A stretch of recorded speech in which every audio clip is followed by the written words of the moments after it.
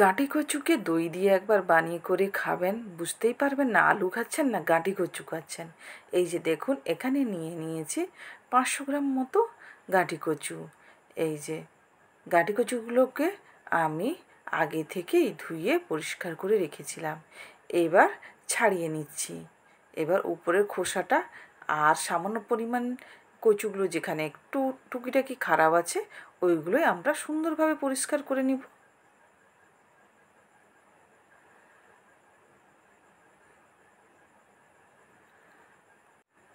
আর একটাও ছাড়িয়ে দেখাচ্ছি। এইভাবে সবগুলো গাঁটি কচুকে আমি ছাড়িয়ে নিব, ছাড়িয়ে পরিষ্কার করে নিব। দেখুন সবগুলো আমার ছাড়ানো কমপ্লিট। এই যে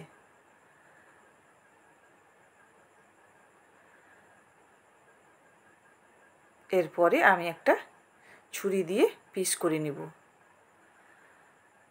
এইভাবে পাতলা পাতলা পিস করে নিব। এই যে দেখুন সবগুলো গাঁটি কচু আমি কেটে নিয়েছি। গাঁটি কচুগুলোকে একটা প্লেটে সাজাচ্ছি। এই যে দেখুন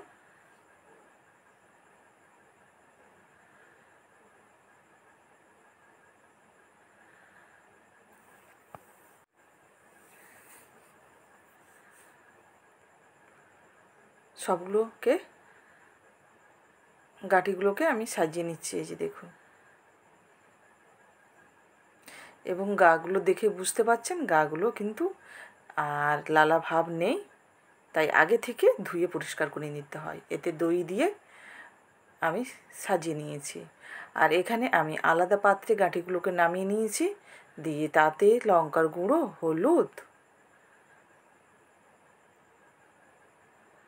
লবণ, খুব বেশি নয় সামান্য পরিমাণ লবণ দিচ্ছি, আর ধনে গুঁড়ো। এরপরে দিয়ে দিচ্ছি 2 থেকে 3 চামচ বেসন, আর দিয়ে দিচ্ছি টক দই। টক দই দিলাম 2 চামচ, দিয়ে এবার হাত দিয়ে মাখিয়ে নিব।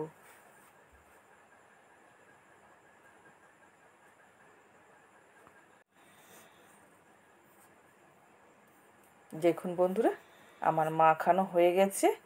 এবার এটাকে রেস্টে রেখে দিব 10-15 মিনিট। এদিকে আমি একটা মশলা বানাবো। মশলার জন্য নিয়েছি 1 চামচ ধনে,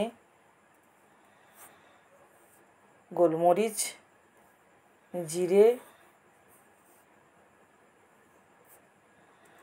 আর সাদা সর্ষে।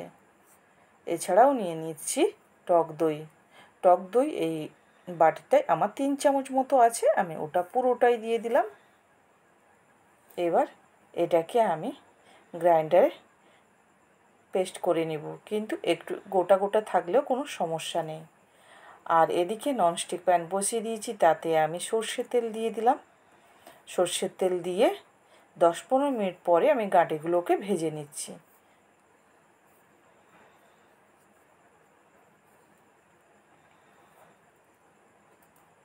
এইভাবে মিলিয়ে মিলিয়ে চারদিকে গাঁটিগুলোকে ভাজার জন্য কড়াইতে আমি তুলে দিচ্ছি।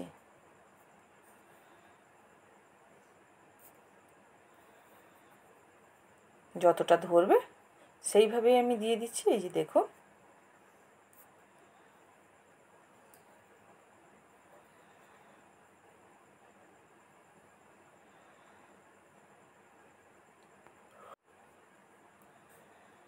এবার একটা ঢাকনা দিয়ে ঢাকিয়ে দিব। 5 মিনিট পরে আমি ঘুরে আসছি। এই যে দেখুন গাঁটিগুলো আমার কি সুন্দর ভাজা হয়েছে, আমি দেখাচ্ছি উল্টে করে। এই যে দেখুন লাল লাল করে ভাজা হয়ে গেছে। সবগুলোকে আমি উল্টে নিব।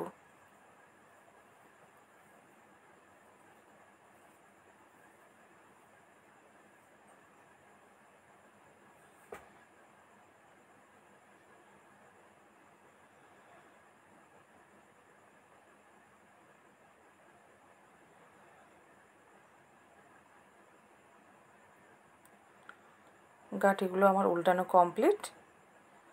এই যে দেখুন, যে গাঁঠিগুলো ভাজা হয়ে গেছে এবার সেগুলোকে আমি নামিয়ে নিচ্ছি।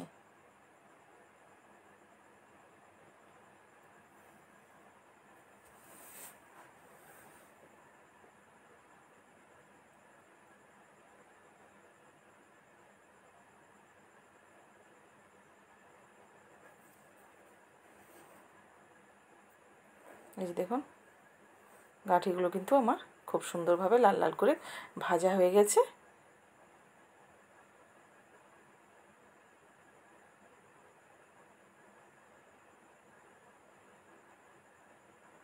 এবার সবগুলো নামানো হয়ে গেছে। এবার বাকি যেগুলো আছে সেগুলো আস্তে আস্তে করে কড়াইতে আমি তুলে দিচ্ছি। দেখুন, সবগুলো আমি তুলে দিয়েছি। এবার একটা ঢাকা লাগিয়ে দিব, দিয়ে হালকা সিমে আমি ভেজে নিয়েছি। এই যে দেখুন কতটা সুন্দর ভাজা হয়েছে, আর এইভাবেও খেলে খুবই সুন্দর লাগবে। এবার ওই কড়াইতে আমি জিরে দিয়ে দিলাম, কিন্তু আমি আর নতুন করে তেল ব্যবহার করিনি। আর আমার বেটে রাখা গ্রেভিটা তুলে দিলাম, তুলে দিয়ে এবার কষে নিচ্ছি।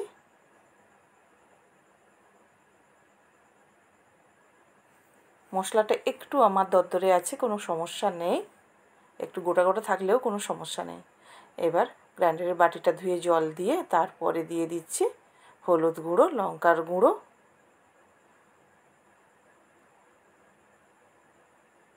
সামান্য পরিমাণ লবণ, কারণ আগে লবণটা দিয়েছি তাই লবণের পরিমাণটা কম রাখলাম।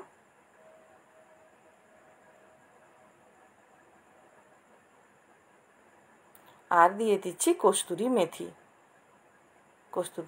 মেথিটা দিয়ে করে এবার ভালো করে মশলাটা কষিয়ে নিচ্ছি।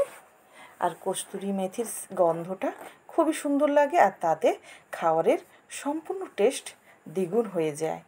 এবার ভেজে রাখা গাঁঠিগুলোকে আমি কড়াইতে তুলে দিলাম, দিয়ে এবার কষে নেব মশলার সঙ্গে।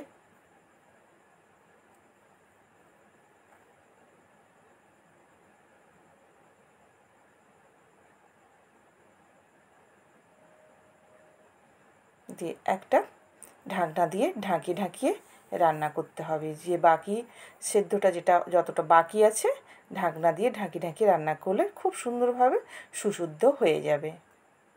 এই যে দেখুন, এটা আমি রাখবো শুকনো শুকনো।